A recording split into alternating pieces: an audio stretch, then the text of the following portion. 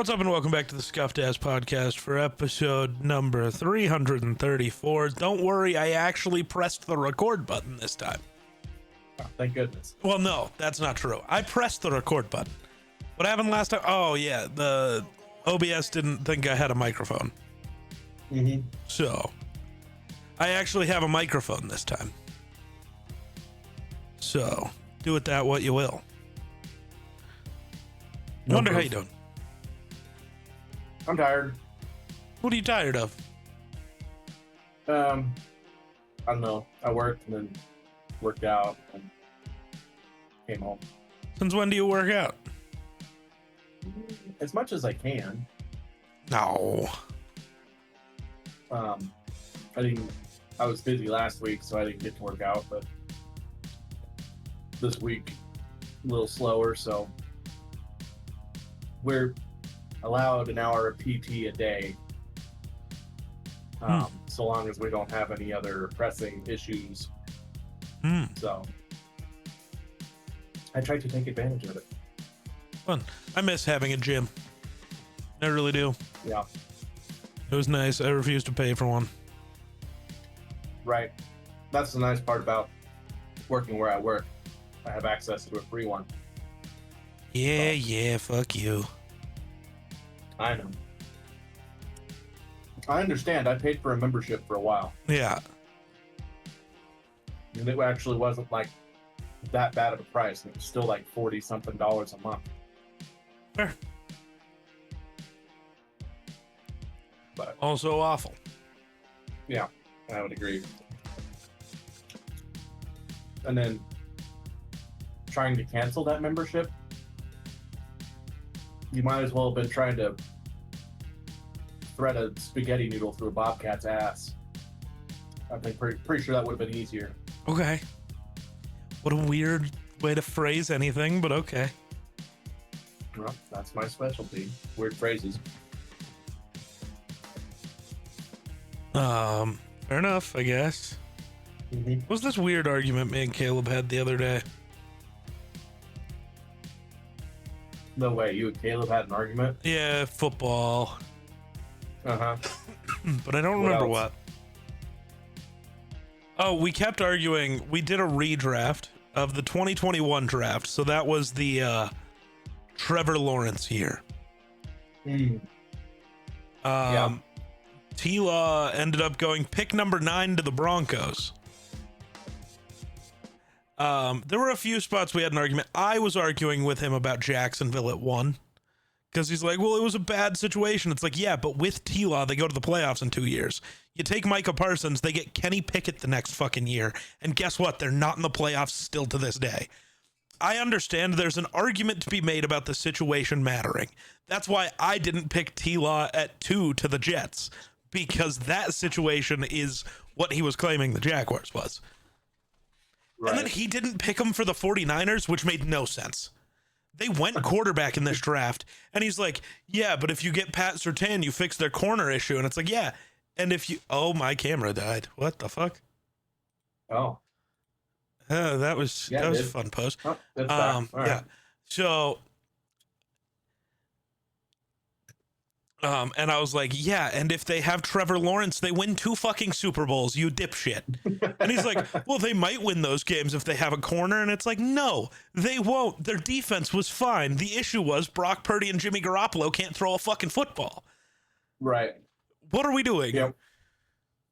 What are we doing? Trevor at the Niners would have been a little rough for the rest of us. Yeah. And then the Falcons, I made them take Jamar Chase, but I was like, at the time, their logic was Matt Ryan was still really good. They didn't have a receiver. The last time Matt Ryan had a Julio level receiver, they did great. So give him a Julio level receiver. That makes sense. Mm-hmm. Bengals have a quarterback, so now they get an offensive lineman. That makes sense. The Dolphins still thought Tua was good, so you have to go offensive lineman. Like these are fair picks to not take them. The Lions also make sense.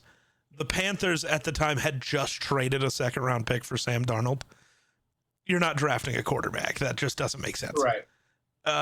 So like after the 49ers, it kind of makes sense, but it was still like, how do you not give the team that wanted a quarterback the quarterback and win them some Super Bowls. Like, that makes no sense. Other than you just wanted to get T-Law in Denver, which I guess, and I know I could have blocked it by like forcing the Falcons to take him, but like I had That logic feels for like my against the picks, law. right? And he's like, well, but it made it so we don't get my favorite player on the team. I'm like, I don't care. Was he a Denver fan or something? Or Is the guy from Denver whose name is a lot of Broncos stuff a Broncos fan? You know Caleb's a not know that. Broncos fan. I did. Yeah, you knew that. You definitely knew that. I don't know why I thought he was a Bears fan. Who was a Bears fan in our group? A lot of people were. Really? They were. They're not really in the group anymore. Fair. So, but there were a lot of people who were that. I see. Yeah. But yeah. So that was fun. That was a time. I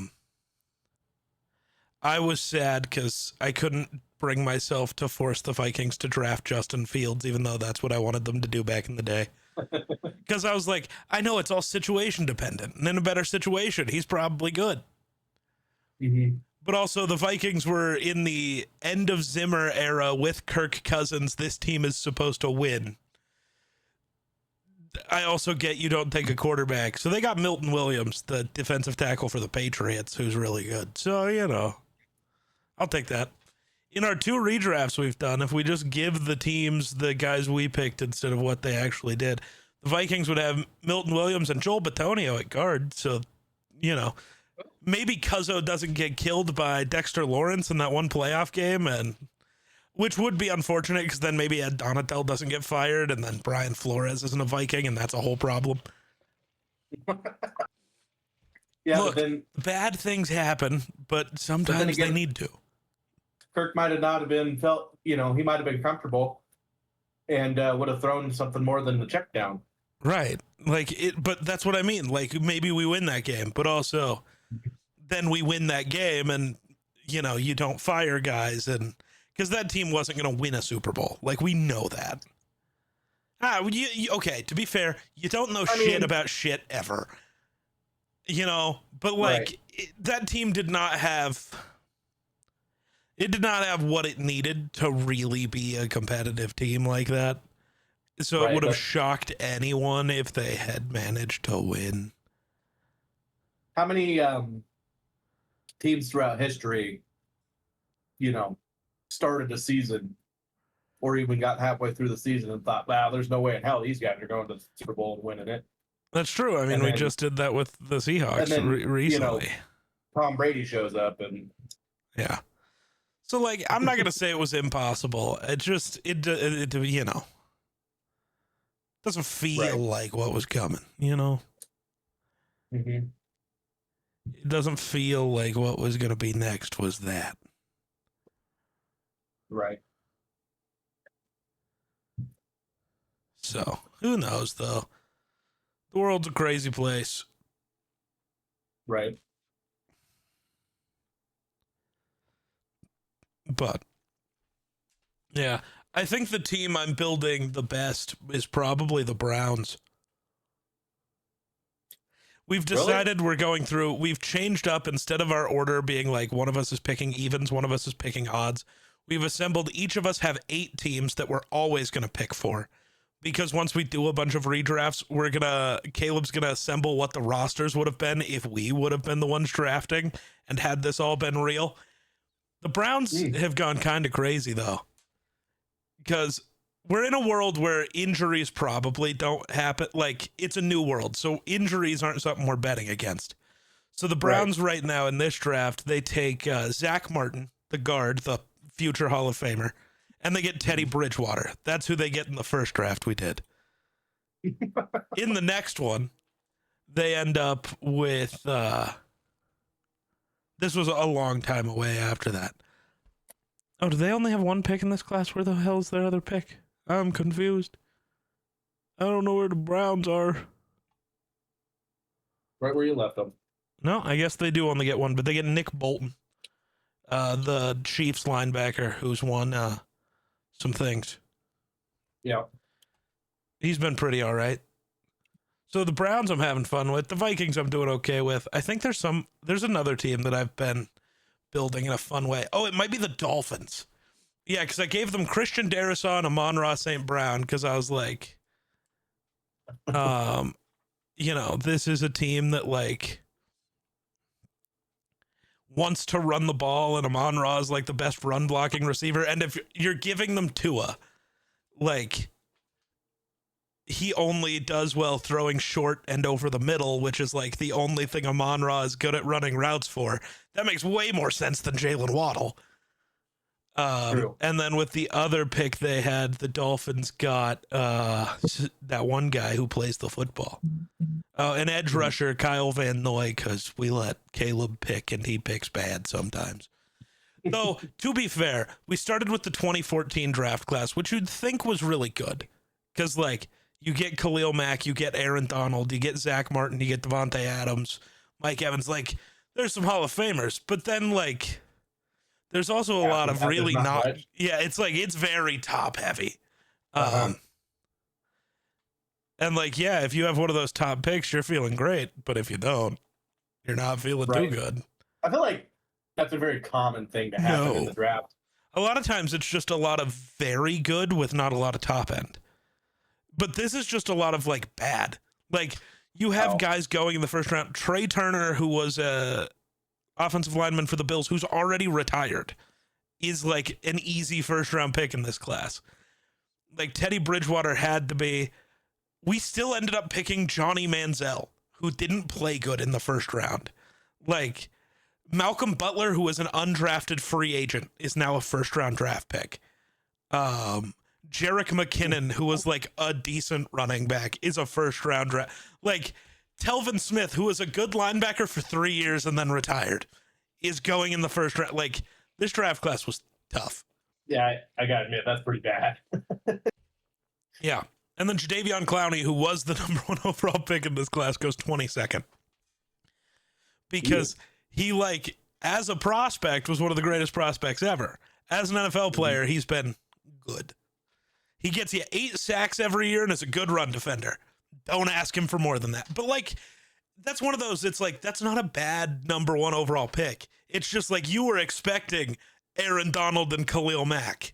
Not good. You know, the sad part, he'd be the best thing we have in the Bills. They should probably go sign him right now. He's just sitting out there. Honestly, they keep talking about Minnesota's going to bring in another veteran edge rusher, and I'm like, I want Clowney, dude. I really do. A guaranteed, like, 8 sacks as a rotational guy. Like, please, thank you. I'm pretty sure the Bills entertained that idea, actually. I think everybody entertains that idea. But they have a ton of edge rushers right now. Yeah. It's like nose tackle is what they need to pick up if they're going to be a 3-4. Lucky you. I get a pick for the Bills once. Caleb also gets 2 in a different class, though, so he'll fuck it up. Don't worry. Oh. Well, unfortunately for you, make it worse than what we have. Oh, we can, because unfortunately for you, we're doing the Josh Allen draft soon, but we can't trade up. And we're doing the like pre-draft day picks. So the Bills pick at 12. You're not getting a QB unless I give you Josh Rosen. No. No, in this world, you're sticking with Tyrod. The Kansas City Chiefs. No. Josh Allen is gonna be a Jet or a Brown or a Giant or a Brown, and there's no. It comes down to me deciding. Well. Yeah, it comes down to me deciding, do the Browns want Lamar or do they want Josh Allen? Or do they stick within this fake world where they have Teddy Bridgewater, and so we're sticking with Teddy and I'm picking somebody else? Where do you guys have Mahomes going? We haven't done that draft yet. We're doing a weird order because it's just fun, so we don't know. I see. So Mahomes will be Mahomes goes to... No. Mahomes will be either a Brown or a Bears/49er, and probably a 49er because the Bears traded up. Oh no, the logic won't work because we did the thing where the Panthers couldn't draft T-Law because they just traded a second for Sam Darnold. That's the year the 49ers traded a second round pick for Jimmy G. They're not going QB. The Bears get Patrick Mahomes, which is going to be disgusting, and I hate it. Right. Because that's the year they drafted Trubisky, so it's the quarterback they should have drafted. Fucking Mahomes went to the Bears and Because, then like, became irrelevant. I don't know. Maybe the Browns do it, but this is a world where you did just draft Teddy. Maybe. I need to talk to Caleb if that part's going to matter. But also, look, Mahomes is great, but also Myles Garrett still exists. Uh-huh. I don't know. I always think, actually, on my way to work this morning, I was thinking to myself, like, what if Josh Allen went to the Chiefs, or what if Patrick Mahomes went somewhere else? Would they still be as good as they are? Yeah, Today, maybe or, not. I don't know. I think if you switch, I wonder how much coaching. I know coaching is important, but like, I wonder how much, because the talent's there. Yeah. But like, if you had an ass coach, would Well, that's the like thing, though. Like, Josh Allen, they get the coaches aren't always through the team. Josh Allen got help from a QB coach who didn't work for the Bills. JJ McCarthy just worked with the same guy. So, like, it does matter, but it doesn't. The question is, are you, as that player, willing to put in any amount of work, or are you just going to sit back and accept whatever? And that's how you get Jamarcus Russell. Have you ever heard the Jamarcus Russell story, like, completely? I've heard of Jamarcus Russell, but I've not heard the story. No. He's the biggest draft bust in NFL history. He was drafted number 1 overall. I think it was 2007. So that hurts the Raiders even more because do you remember the top end talent of the 2007 NFL draft? Jamarcus Russell gets drafted. And then immediately after God damn it. I pulled up the wrong thing. My 2 seconds. My sports brain doesn't go back that far. That's fine. Really didn't get into sports until honestly, 2012. Well, so let me just tell you some names because I'm sure you've heard of them. At number 2, you get Hall of Fame wide receiver Calvin Johnson. At number 3, you get Hall of Fame left tackle Joe Thomas. At number 7, you get Hall of Fame running back Adrian Peterson. Oh my God. At 11, you get Hall of Fame linebacker Patrick Willis. At 14, you get Hall of Fame cornerback Darrelle Revis. Like, that is who the Raiders passed on for Jamarcus Russell. That's a very important thing to know for this. Wasn't a very long nap there, Missy. Oh, short nap. Oh, child.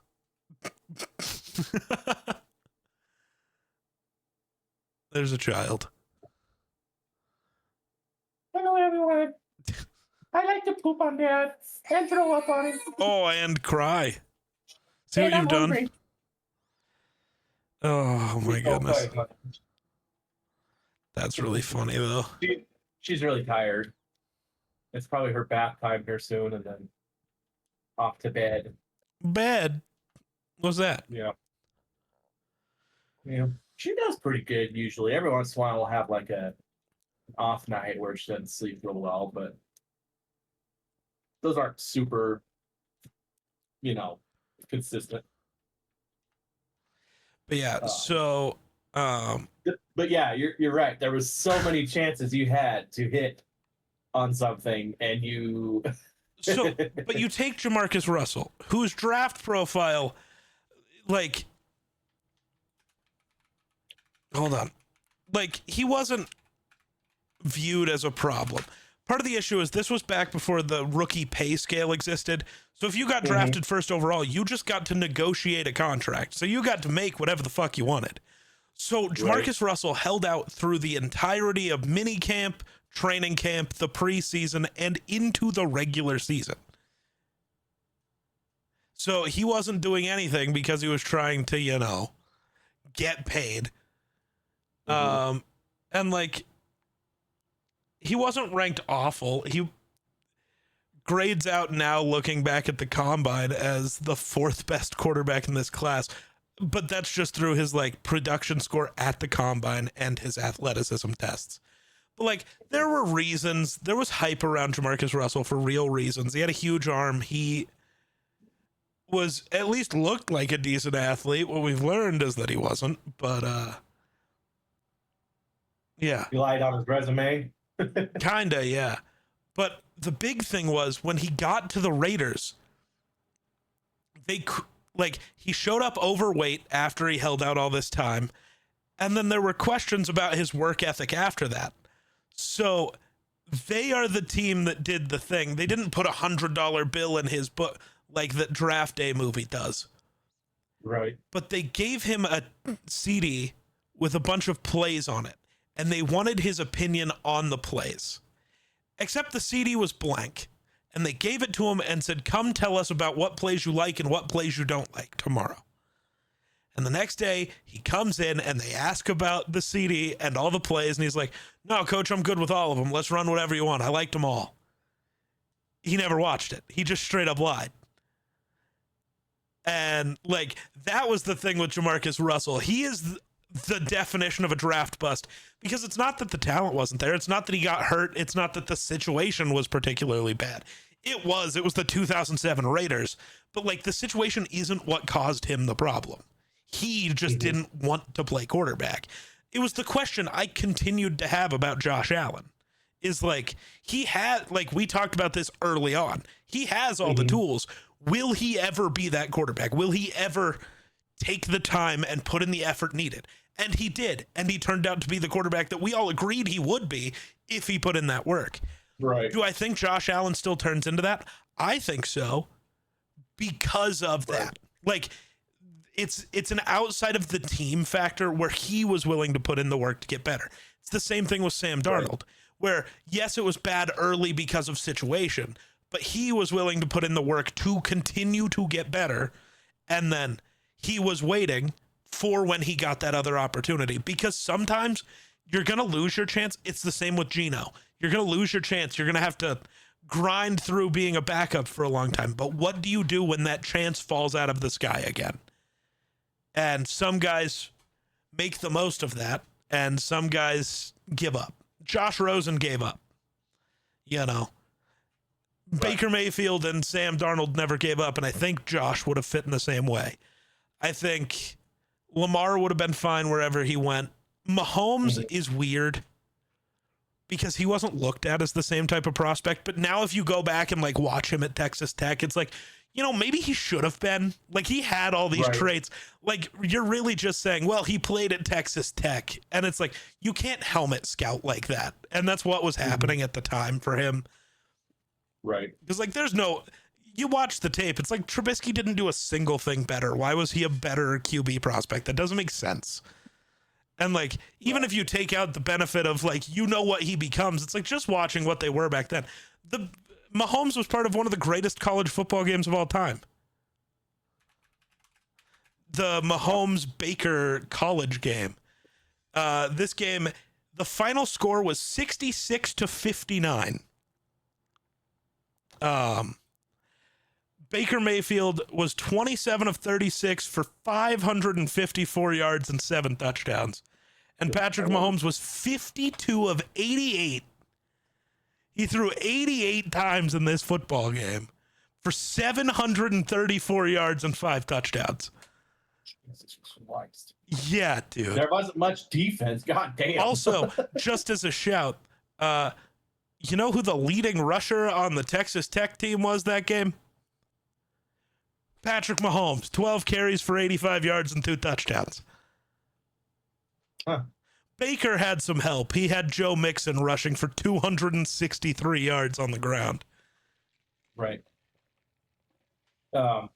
Well, it's kind of crazy to think that you had that kind of talent, and then he also ended up on the Kansas City Chiefs, one of the best coaches out there. He fell so far, and then the Chiefs traded up. Andy Reid was like, I want this guy. We have Alex Smith, but this guy's going to be the next step. And he was right. Right. Yep. Yeah, he Andy Reid definitely knows his football, does his homework, and Yeah. knows how to coach. So Travis Kelsey's and Taylor Swift's wedding just happened. Mm-hmm. Did you see who officiated it? Didn't it happen on the same day ours did? No. It was like 4 days ago. I thought it was originally scheduled for the same day as us. Maybe it was, but it just But it might have got happened. moved. But no, I did not see who. Adam Was it Sandler. Huh. Because apparently they're all really good friends, which is crazy to me. That's pretty cool. Right? Adam probably did it for free too. Nah, maybe, but nah. Oh yeah, that sounds like Adam. Maybe, but I don't know. I don't know. I like Adam Sandler though, Fair. but I also could absolutely see him marrying people. So Yeah. Um. Yeah. That was a whole thing. I was gonna say something crazy like Jason Kelsey or something. No, but they didn't really have groomsmen or bridesmaids. It was only a best man and then a man of honor because Taylor had her brother and then Oh, Trav had Jason, of course, which makes Right. sense. Those feel like they fair. make sense. Well, my wedding was kind of the same. Yeah. Not much for groomsmen, and only had one bridesmaid. So I got a new controller, this cool gradient one. Uh-huh. It's really weird. If you choose to get the gradient ones, know that they're a different texture. Instead of the like matte plastic finish with the like, it's not a ton of grip, but there's like a bit of texture to it. It's glossy and super smooth. It's very weird. I kind like of the love old- it. So like the old like PS3 or PS2 controllers. No, it's even glossier and slicker than that. It's like God, I don't know if I have anything to compare it to. Honestly, Like actually, the finish on a car. it's kind of like is your PlayStation 5 right near you where you can touch it? Yeah. It's the same as the inner black plastic strip of your PS5, I think. Oh. Like that super glossy, shiny. Almost like glass. Yeah, that whole controller is that texture. Very odd. Huh. So,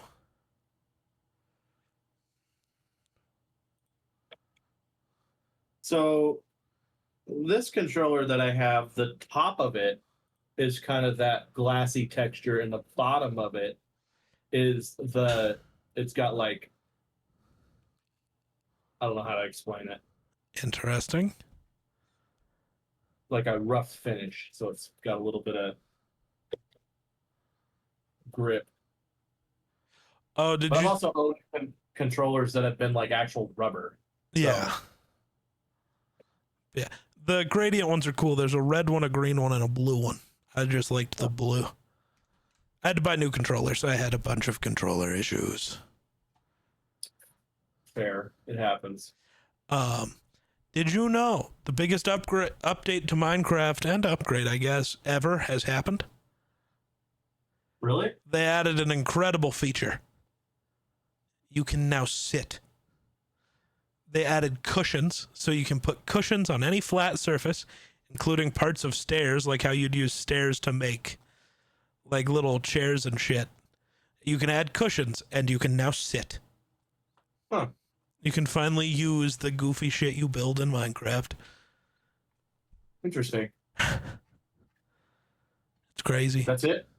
That's all they added? I don't know. There's probably more, but who cares? You can sit now. Right. But yeah, I don't know. Interesting.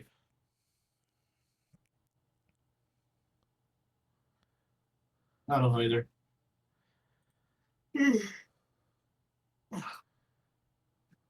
I look forward to something coming out so that we can play something other than Fortnite.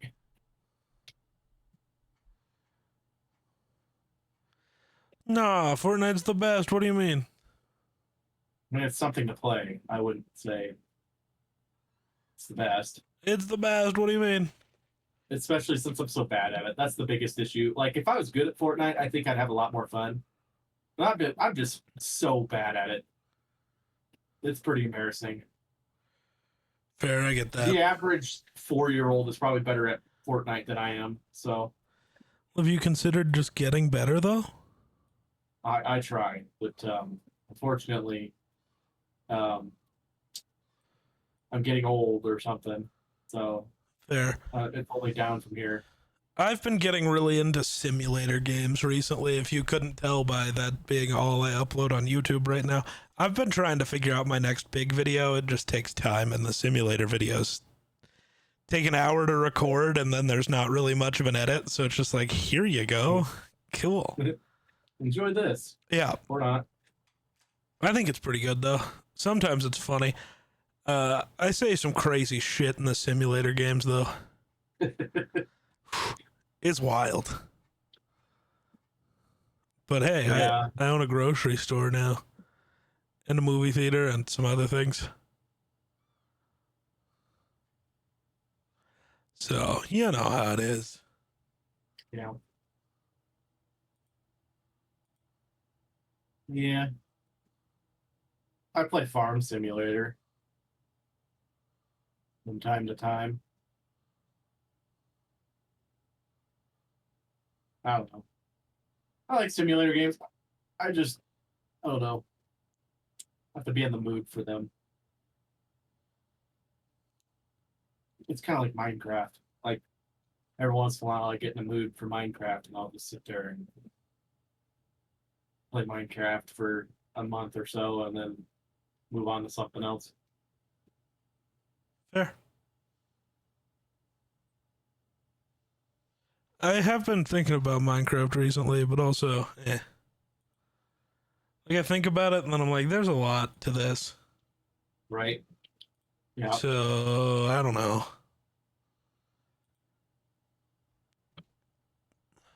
Minecraft's another one of those games nowadays where it's like it's kind of fun if you get a multitude of people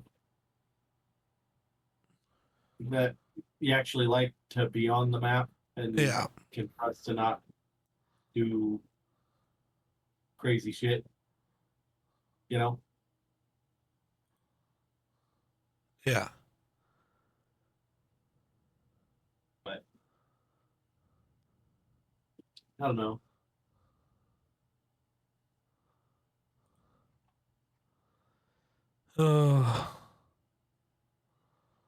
Nobody knows. Anyway, how's your week been? Anything intriguing? It's been a week. As soon as we're done with this, I gotta tear my whole setup apart and go rebuild it. So I was just about to ask you if you got your desk. the tabletop for it is here. So I finally I gotta tear my desk apart first, because I'm gonna go do my desk and then everything else. Because I think that's smart. I don't know. Who knows? But Right. yeah, gonna rip my desk apart as soon as we're done with this. I almost started it earlier, and then I remembered, we might podcast later.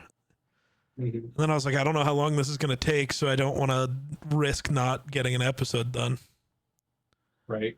So technically, next time I see you, it should be hardwired again and no more internet issues. Hopefully, yes. Well, there you go. I look forward to that for you. Thanks. I feel like I deserve it. Mm-hmm. My internet's gonna go crazy. Yeah. I hope, because I paid for the upgrade to try to fix it, so Right. it should be wild. I look forward to the end of this month. What's happening at the end of the month? So Aspen has to go do because she works at a prison. they have to go. They have to have this training. It's called Krav Maga, Okay. Yeah. and it's like self defense training and stuff Uh-huh. that everybody that's in the prison that works there has to have. And she has not had it yet because obviously she was pregnant, and they wouldn't allow her to do it. So um, they she's going to be getting it done, which she very much looks forward to because she's tired of having to be babysat everywhere she goes. You know, if she has to go somewhere or she needs to leave early or something like that, somebody has to escort her rather than her just being able to go. So that's been kind of a pain in the butt for her and everybody that she, works with. Um, but not much you can do about that. Yeah. So she looks forward to that, but she has to go to Rollins. Gross. Yes, and she's like, you know, not really looking forward to going by herself because she has to go. It's like 2 days. This training is, and so I was like, well, what if I just go with you? And so whatever, she's not sure what days, but we just know it'll be at the end of this month sometime. But she's not sure what days. And once we do know, I'll just schedule for those days off. Yeah. And I plan to go with her, and we're gonna have my mother watch Tatum while we're gone. Fun. So it'll be kind of like a little getaway for us. And they're paying for her to stay in one of the nicer hotels there. So Fun. there's supposedly going to be a hot tub and stuff like that. So we plan on going on like little dates here and there, like going and trying a few restaurants and sitting in the hot tub and just kind of like a little mini vacation. So I very much look forward to it. Fun. But yeah, you know what I don't look forward to though? What's that? My birthday. Yeah, that is in like 3 days. You know, Why don't you look forward to it? What, are you afraid of getting a little old?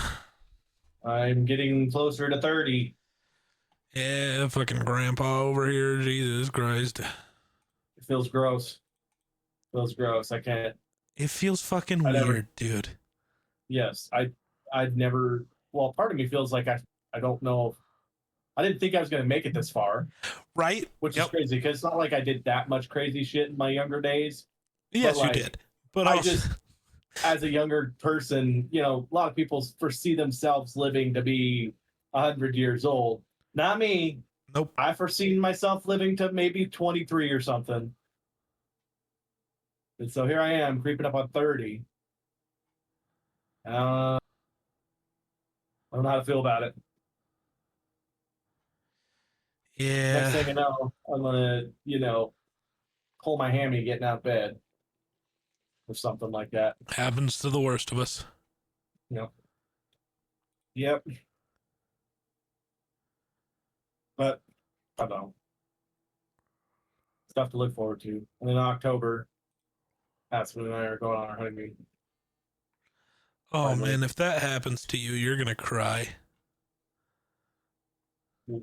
What? People are talking about the Chiefs and how they need an intermediate, receiver. A guy for the intermediate parts of the field. There's this guy who's a free agent. I'm going to start with lower clues. Who once had the entire locker room in a certain city say that they wouldn't let him date their sister. Out of anyone on the team, it was him they wouldn't let date their sister.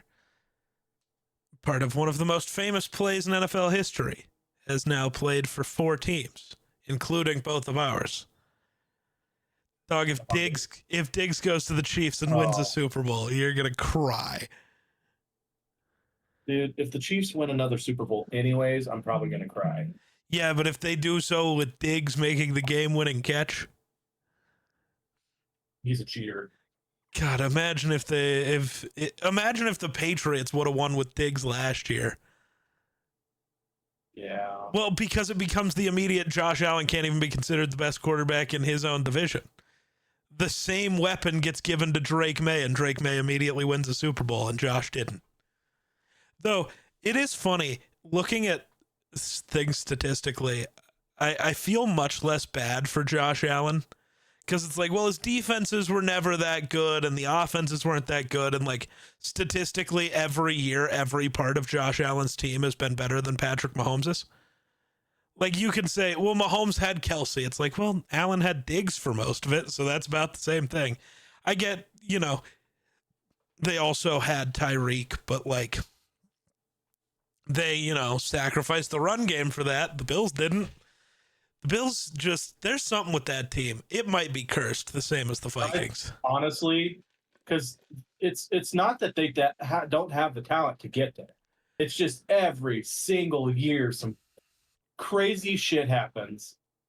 Sometimes it's Josh's fault. Sometimes it's the defense, who has played really well throughout the season, just shits the bed when it gets to a critical game. Like, it's just always something, or it always in like a weird, not like they got blown out or like just the other team ended up with the last drive or something like that. It's always been some weird, not saying that it should go one way or the other, but like, controversial stuff sometimes. Well, last year wasn't very controversial. Josh just decided Denver should have the ball and not him. Yeah, but even when he did that, they still had a chance to win the game. And then a lot of people thought that Cooks caught that. And, but here's my thing. Whether you want to say he caught it or not, I don't care. If you turn the ball over 5 times as the quarterback and 7 times as a team, you just deserve to lose. I don't really care how it happens. You earned that loss. Take it on the chin. Right. And I agree with you there. Even all the other ones I'll fight for. One less time. Yeah. Yep. If we'd have turned the ball over one less time, we wouldn't even have been in the situation in the first place. We would have advanced. We'd have beat the Patriots, and we would have went to the Super Bowl and got absolutely freaking murdered. So, I mean, it's also like, I would also rather lose in the Super Bowl. Like, I will never understand that argument of, well, I'd rather lose in the first round of the playoffs than the Super Bowl. I wouldn't. Yeah, it's crushing. Right. But also, getting there is fucking cool, and you never know if there's going to be another chance, like ever. Right. Also, the part of me, though, like, I know fairly confidently if we'd have made it to the Super Bowl last year, we were going to get wrecked. And I would like for Josh's first Super Bowl appearance to win. And then the pressure's off, and you don't have to,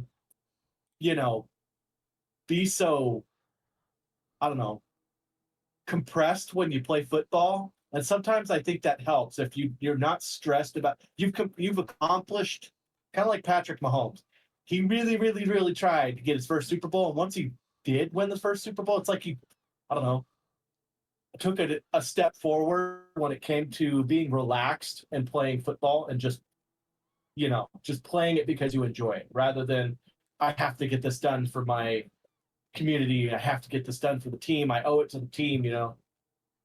Everybody's relying on me to get us there. And that's one thing I got to say about the coaching, like Sean McDermott. I don't think he did a good enough. Like, I think he was a decent coach, but I don't think he did a decent enough job of getting a high enough impact players to get them over the hump. Like, I feel like they had too much of the mentality of, oh, we have Josh Allen, we'll be fine. Yeah. And McDermott was a guy that seemed like he was completely content with getting to the playoffs and winning 1 or 2 games, and then, oh, we lost, whatever. We got to the playoffs. We were in a playoff drought, and then I showed up, and now we're not. We've been to the playoffs every year pretty much since I showed up, blah, blah, blah. I have something to hang my hat on. Well, yeah, you can't like overlook that. Yes, you were successful in that way, but also I feel like you were, as a coach, doing a disservice to probably one of the best football players to ever exist. So I think that's part of the reason why he was fired. It's like you have Josh Allen, who has incredible gifts and incredible talent and works incredibly hard. And it always seems like, I don't know, blaming know- the coach for the team not being able to be built well is tough. I can understand firing McDermott if you're also going to fire Bean, who's built a really shitty team. Like, the roster's bad. It just is. And I don't know, giving yourself a new coach who's not really new because he was on the team last year and contributed to the fact that your team underperformed also. I don't feel like you really helped yourself. I feel like all you did was be Brandon Bean and go to ownership and be like, I swear to God, it wasn't me. It was Sean. It was Sean. He's the reason we suck. I couldn't have done it. I didn't draft anybody useful, and I'm the reason Josh has no help. But it was Sean. Like, part of me really wants the Bills to, like, miss the playoffs for the next 2 years and McDermott to go somewhere else and just start being good again. Because I really do think this was more of a... Look, the Bills' defense hasn't had any real talent in half a decade, and they're still always really good. That's because of McDermott. Like, right. And all we did was see the worst year of the Bills' offense with Joe Brady, and now we're like, yes, give him the head coaching job. And actually, statistically, not true though. Yeah, maybe if you look at, I guess it depends on what you look at. Because hold on. I just want to look at Josh Allen in particular. Maybe the run game was better, but also... I'm pretty sure, if I'm not mistaken, the Bills were like one of, if not the highest scoring team offenses last year. Maybe, but Josh Allen also had his worst year since 2019 by like a lot. Right, but also look at the receiving talent and how much they ran the football, because look how incredible James Cook is. So I don't quite blame the coaches for wanting to use James Cook like they did. Well, actually, let's see. I just want to look. His attempts were not that far down. Now, they were from his best seasons, but that makes sense. But his attempts were like the same as they were last year, and he had more completions this year. Every number of his was just down this year. And yeah, you obviously have James Cook, who's great. But also... like, I get it. I just, like, the big thing is your offense wasn't that great. Cool, you can run the ball with James Cook. That would be great if the rest of your offense didn't suck. And I understand, look at the receivers. But also, you can say that for every other year of Josh Allen's career. Well, look at the receivers. He's never had any. So that argument doesn't hold water when he's never had one. Yes, he had Diggs at one point. And a bunch of nothing around it, which is the same as what it is now. You have a receiver you can rely on. I guess this year was slightly different. But even then, like, you still had a guy that you viewed as a number one who was getting the targets. Like, Khalil Shakir got the same number of targets Diggs was getting. He just didn't convert them. Like... And a lot of that's on Shakir. A lot of that's also probably on Josh. And a lot of that's probably on play calling. I don't know. Joe Brady was never successful anywhere he went before this. He's been fired as an offensive coordinator 4 times. I don't understand just going, we're not going to interview anyone. We're just going to give Joe Brady the job. And we're going to pretend we're actually trying to help Josh when really we've done nothing. That's the thing. Yeah. They interviewed people, but not really. I was like, not really. But also the Khalil Shakir thing, like, I think he's really good. And I think he can do more than what they were using him as last year. But part of that was because we didn't have a true number one wide receiver for the defense to actually give a shit about. Sure. So Khalil Shakir, if I'm not mistaken, had like his average like depth of target was like fucking 3 yards or something like that. It was ridiculously low. It was almost like they were using him as like a bona fide like a run play, except it was a pass kind of thing, you know, via screens and very short passes, because he's like one of the best like yards after catch players. I was gonna say that's what he's good at, so using him for that makes sense. But you look at years prior, he's had years where his average depth of target was over 9 yards and was phenomenally good. Even though he's a small player with a very small catch radius. I don't know. So to me, it was pissing me off, but I also understood why it was happening last year. We didn't actually have a receiver threat like we were hoping. And so who did you have to worry about? So Khalil in Shakir those was the years best where he receiving had talent. the 9 average depth of target, I do want it to be known that he was getting like 20 targets a season at that time. He got targeted twice at 90 yards, and that is why his ADOT is so high. That's part of it. Like, that does matter. Right. Well, But I get what he you're is saying. really good.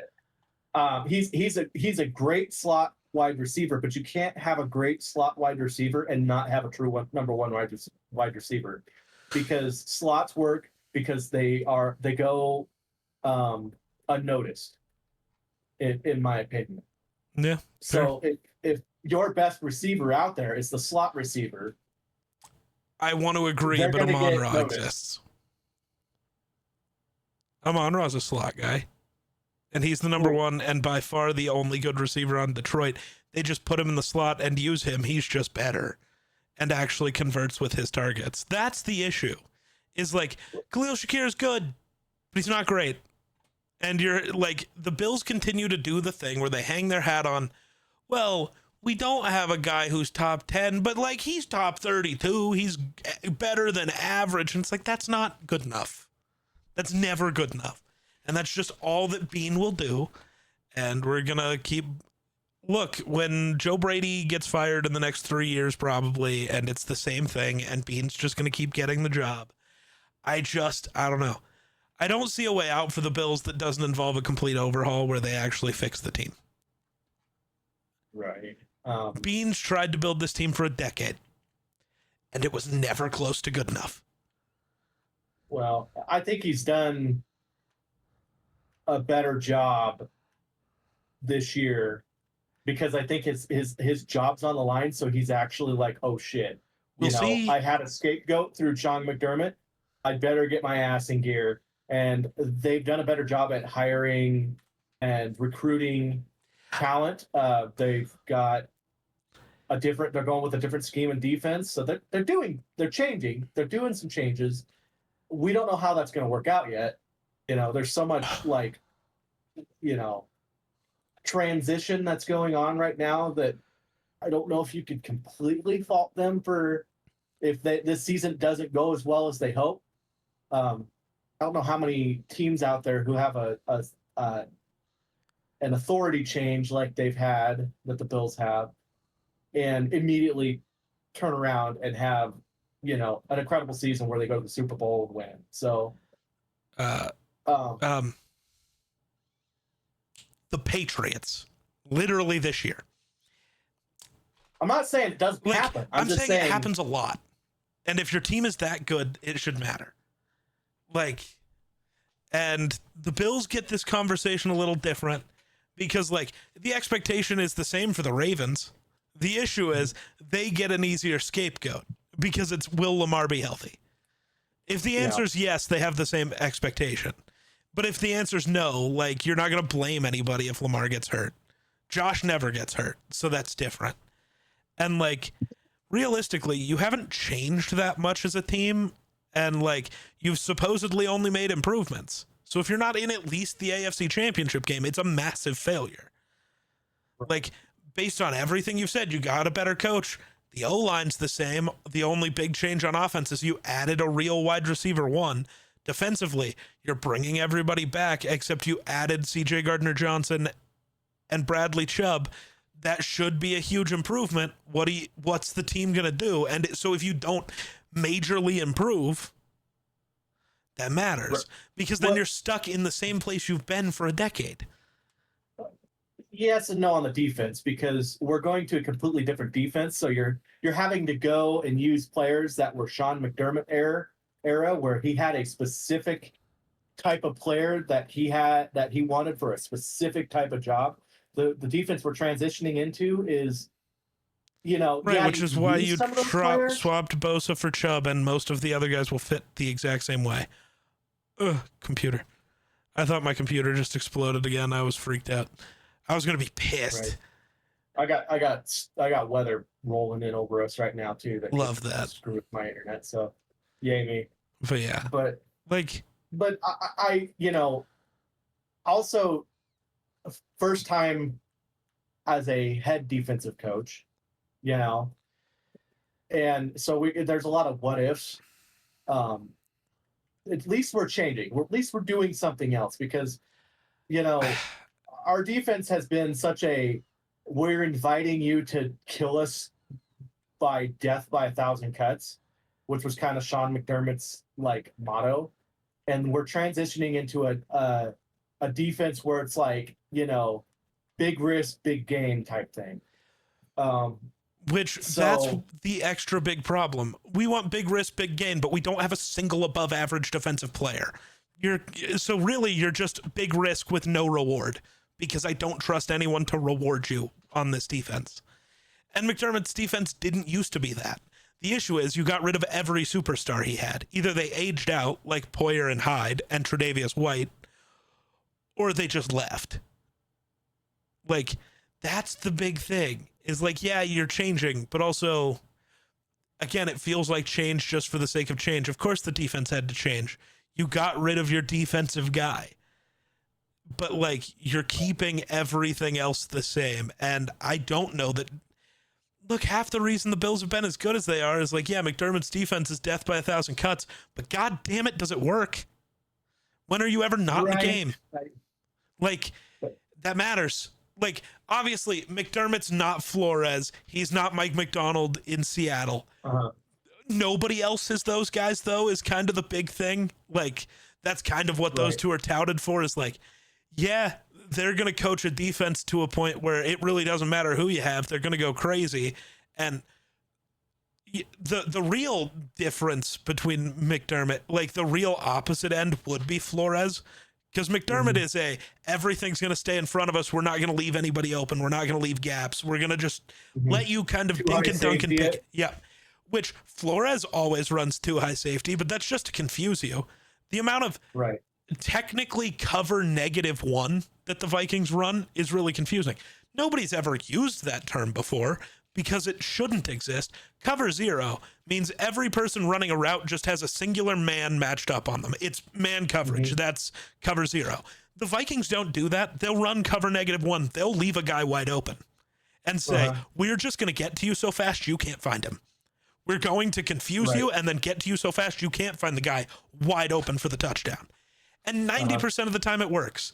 The times it hasn't is when Detroit's offensive line was at full strength and they had Ben Johnson who could kind of figure it out, and then they would get lucky and, through motion have Amon-Ra be the guy who was left open. And then Jared Goff just had to get it out quick. But also those same games, you'd watch Jared Goff have 4 turnovers, but the few big plays they got mattered because the Vikings offense couldn't accomplish something against them for some reason. Like, but it's a tough thing because that's a tough defense to live with, because sometimes you get shit kicked by a team that figured you out or found that one spot. Right. Yeah. The Bills never got shit kicked. They were always in it because McDermott's defense did enough to keep Josh Allen with chances to win. Well, also they have benefited from the highest scoring offenses, like top 5 highest scoring offense in the league for fucking 9 years. So, like, if you had a half-ass decent defense throughout that entire time, you should have made it to a Super Bowl at some point. Well, you say that. I understand. Like, I like McDermott. Don't get me wrong. I like him. But after a while, you got to do something. The dude. I get it. Like, to a degree, I get it. But it's also, after a while, you got to do something. But it's like, okay, look at every single defensive player that you drafted as a team. Are any of them good? And the answer is Ed Oliver. When he plays. Like, any other good defensive player you've had was somebody that walked in off the street. Like, that's not good. Right. Well, And then and nobody outside of James Cook that's been drafted has been good. Like, maybe the problem is you can't build a team when you can't draft a single good player. right. Well, and I get, like, to some of McDermott's credit, he's had to work with lesser talent because they went and got a guy, and then that guy just, who's supposed to be a big shot guy, and then gets injured. Yep. And then it's just been a repetitive story over and over. 100%. Like, honestly, last year, if all of our defense would have stayed healthy, I think it would have been a totally different ball game. Like, if Hoyt didn't pop his Achilles, he was looking phenomenal throughout the seven games he played or whatever. And then, you had so many injuries just here and there that it just seems to be the story year after year. Like, oh, on paper, this looks like a really good, like, solid unit.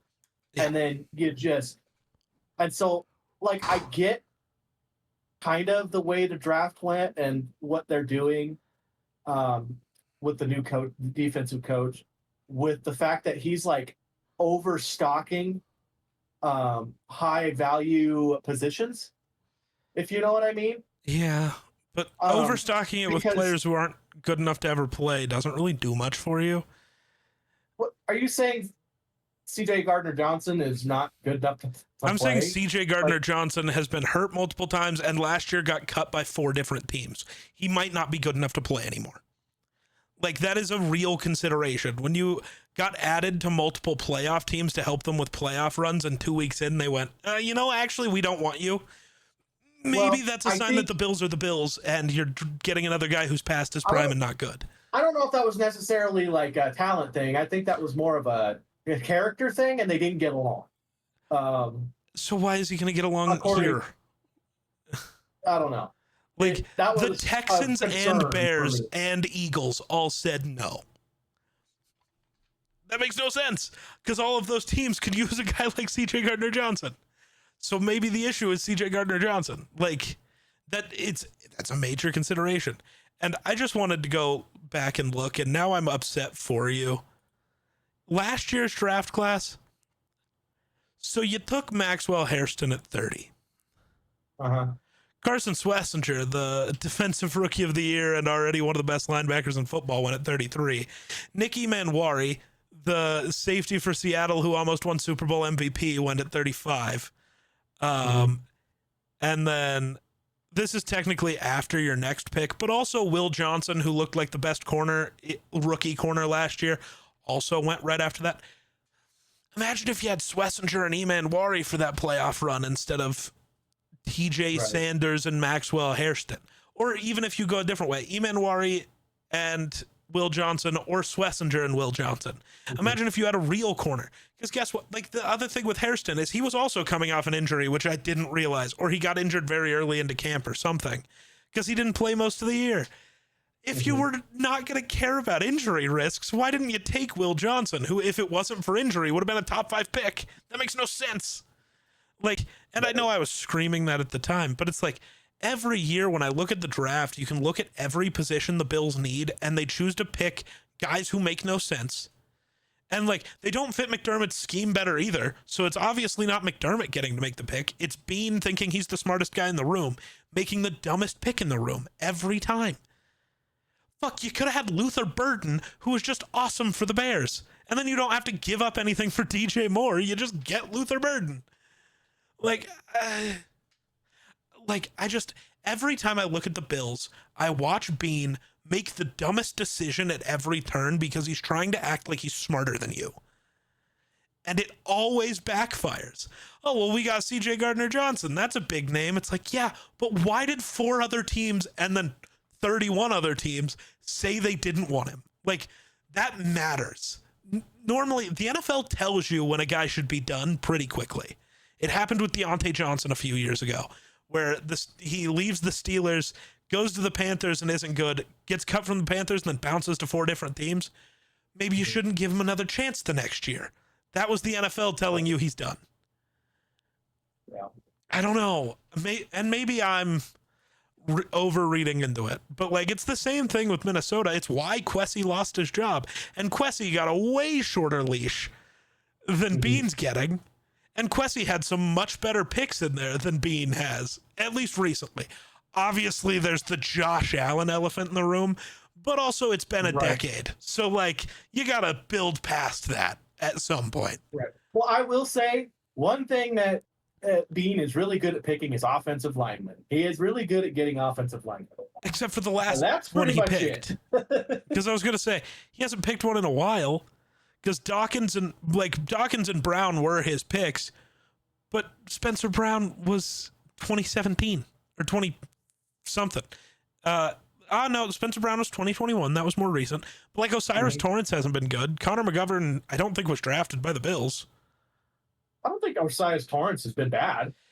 No, but he hasn't been anywhere close to what he was supposed to be. And then they still don't have a left guard, so that means they haven't picked another guard in a while that's good enough to have. Like, you've... What? Blowing up. Oh, no. Oh, there you are. Okay. But yeah, like, they still don't have a real left guard on the roster. Like, well, it'll either be Anderson or Corbett. They don't have a real left guard on the roster. I'm standing by what I said. Trust me, when it comes to offensive line issues, I know them. Nobody's had more of them than the Vikings. I know. Right. And we just finally started to get it figured out, and then our center retires, and Christian Darrisaw can't stay healthy, and it gets worse. But like, sure. But at least, I mean, it was either our center or our left tackle that left, and I'm so glad that we kept McGovern over.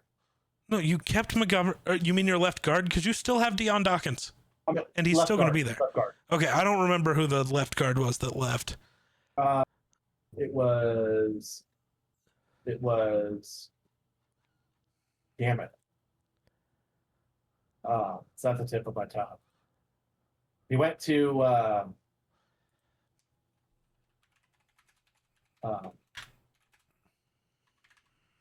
Who did he go to? Apparently, it was David Edwards. Edwards, that's right. Who was good. He's a solid starter, but was not like a phenomenal offensive lineman. Sure.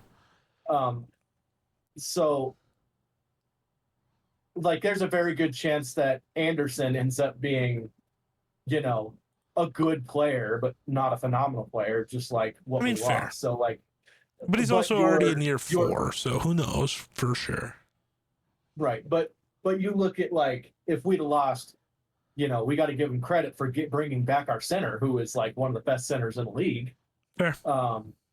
So honestly, it's been a very solid offensive line. There's always, to every offensive line, there's always, a weak link. Untrue. The Eagles exist.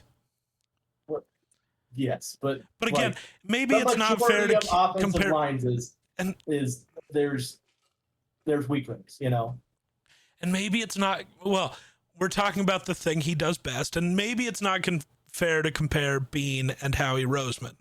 But also, maybe it is fair to compare your GM to the best GM in football and be like, well, this thing he's really good at, he's still not as good. And that's not even what Roseman does best. What Roseman does best is trades. He fleeces everybody all the time. He wins every trade. I don't know how he does it, and it pisses me off. Right. I fucking hate that guy. The way I look at it, and I'm frustrated, don't get me wrong. Like, as a Bills fan, I'm very frustrated with what has transpired throughout my time with Josh Allen. Because honestly, I think about it this way.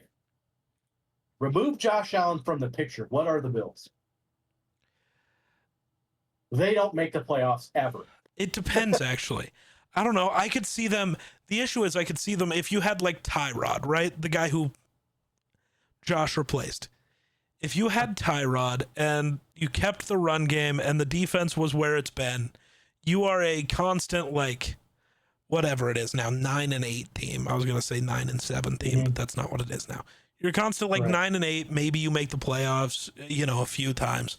Like, your team's not bad per se. Like, genuinely, I do think like Josh isn't in the best position because the Ravens would be in the same boat. Like if you replaced Lamar with Tyrod, they would also be a fine team. It is part of why you have to talk about Patrick Mahomes so highly and why I also think Justin Herbert needs talked about more. If Mahomes wasn't on the Chiefs, they might not be a playoff team. Now it's tougher because with Andy Reid, I have a little more faith, but we've also seen Andy Reid teams be bad. They were this year without Mahomes. Like that does play a factor.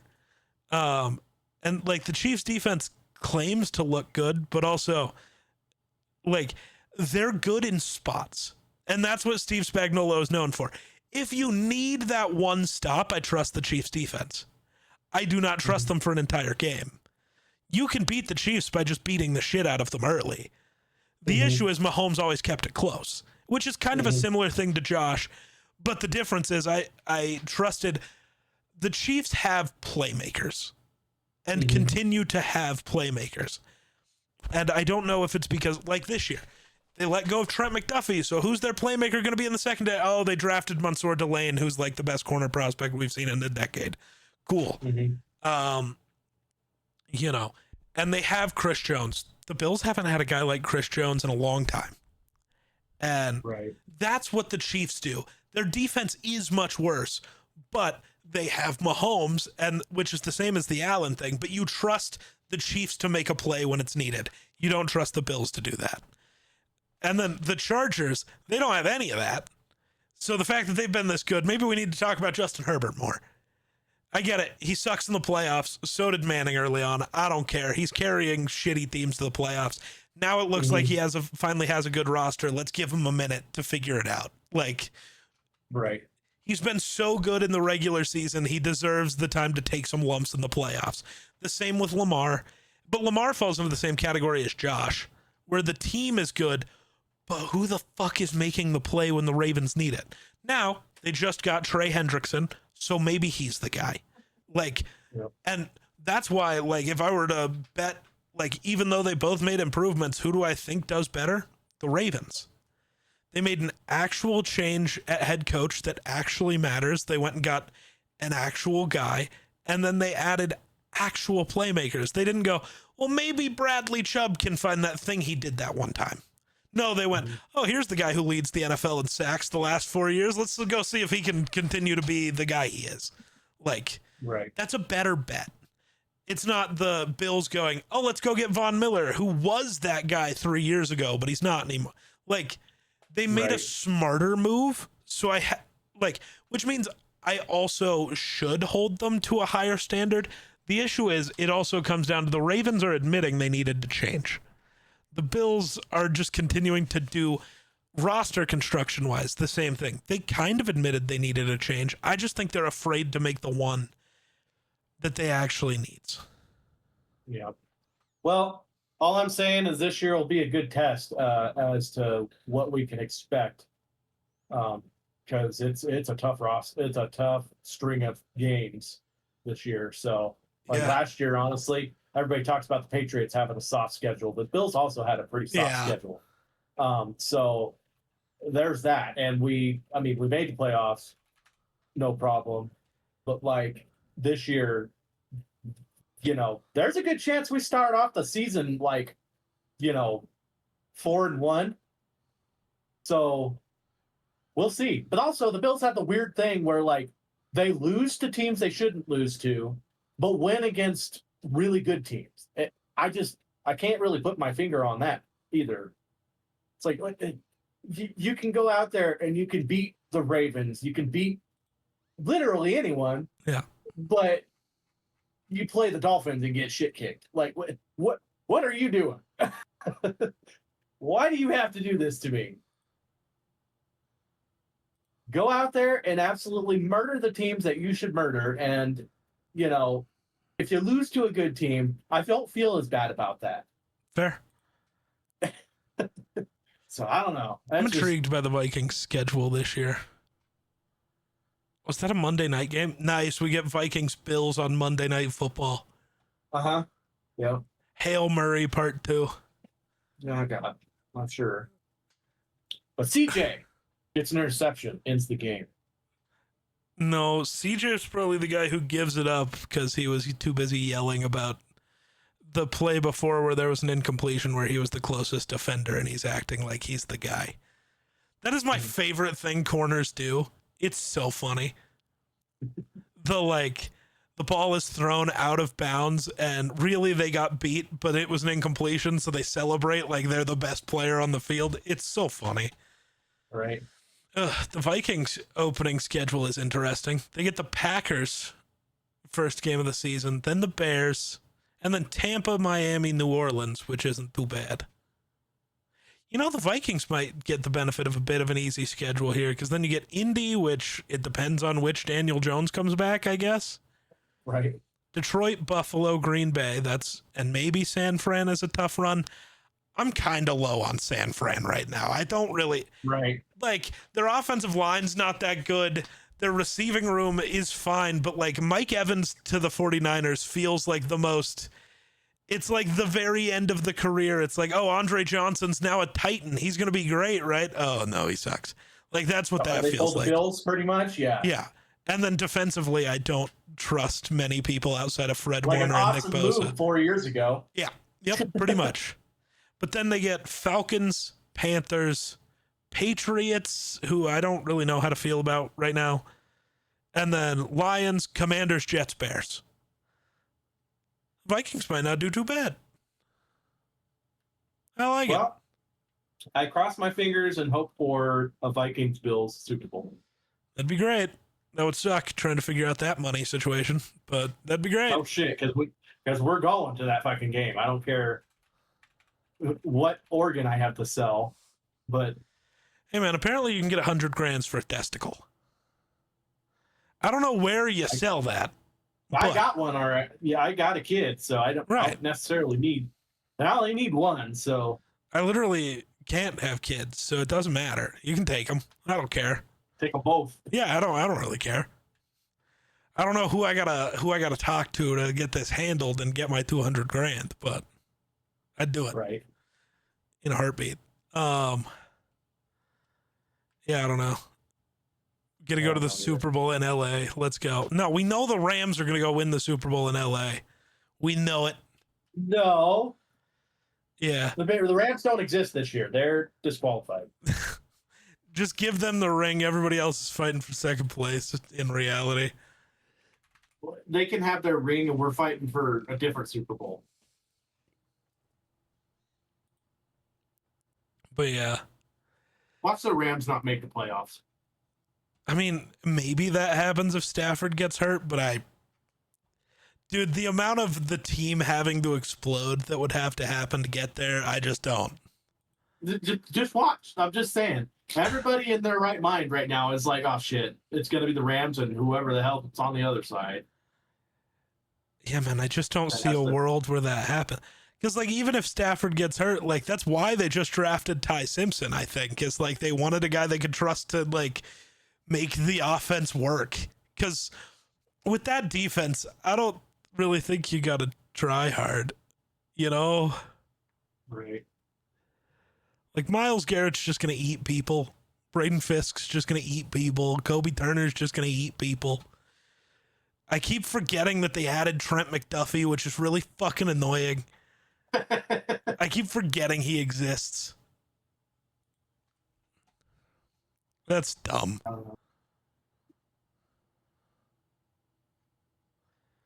And I'm so I'm more excited right now to see what the NFL rivalry uniforms are going to look like. I want to know.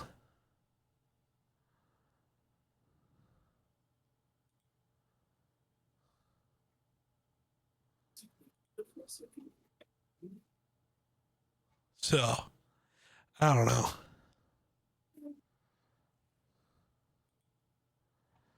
Oh, there's a child again. Yeah. Child that should be getting ready for a bath. A good bath time. All right. Well, we've made this a way longer episode than normal, so I guess we could let you go. I guess. That works. You got anything else to say? That's all I got. It's bath time for Tatum. Guess that'll do it for us. So thanks for watching. We'll catch you in the next one. Peace.